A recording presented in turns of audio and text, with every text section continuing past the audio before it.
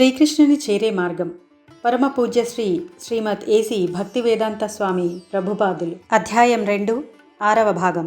మన భౌతిక జీవిత సమస్యలు వచ్చి ఆహారం, మైథునం, నిద్ర, ఆత్మరక్షణ, ఇంద్రియ వాంఛలను సంతృప్తిపరచుకోవడం. ఇవి పశువులకు మనుష్యులకు సమానమే. పశువులు ఈ సమస్యలను పరిష్కరించుకోవడంలోనే నిమగ్నమై ఉంటాయి.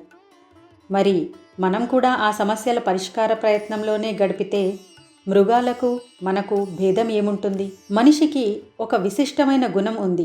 దాని ద్వారా అతడు దివ్యమైన కృష్ణ చైతన్యాన్ని సంపాదించగలడు. దానిని సరిగా వినియోగించుకోకపోతే పశువులలో అతడు ఒక పశువైపోతాడు. బ్రతుకు తెరువుల సమస్యల పరిష్కారానికి ఎక్కువ ప్రాధాన్యం ఇవ్వడం ఆధునిక నాగరికతలోని ప్రధాన దోషం.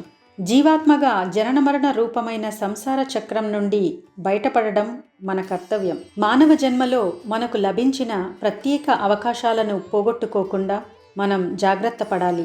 శ్రీకృష్ణుడే స్వయంగా భగవద్గీతను ఉపదేశించడానికి వచ్చి మనం భగవత్ చైతన్యం పొందడానికి సహాయం చేస్తాడు.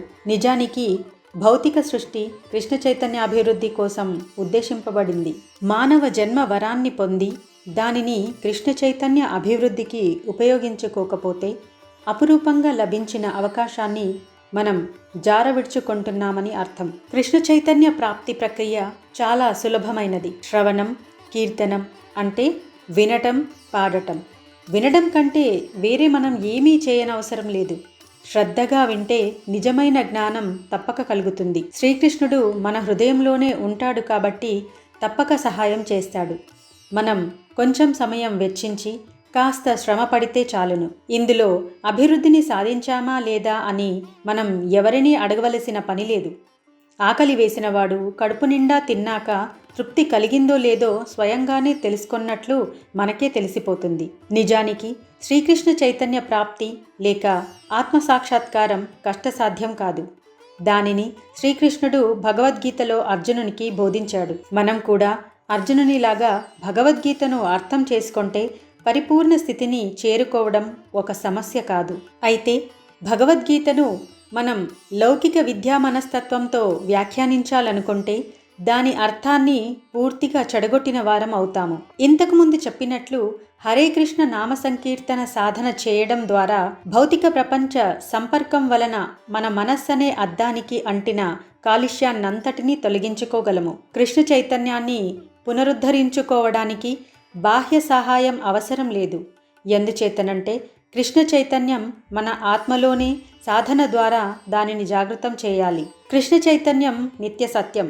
అది ఏదో ఒక ప్రత్యేక సంస్థ చేత ప్రతిపాదింపబడిన సిద్ధాంతం కానీ నమ్మకం కానీ కాదు. అది జీవులందరిలో సహజంగా ఉంది.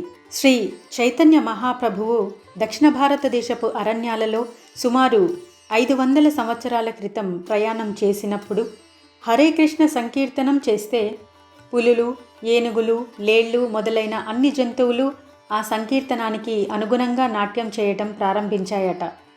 అయితే అది భక్తుల సంకీర్తనంలోని పవిత్రతపై కూడా ఆధారపడి ఉంటుంది.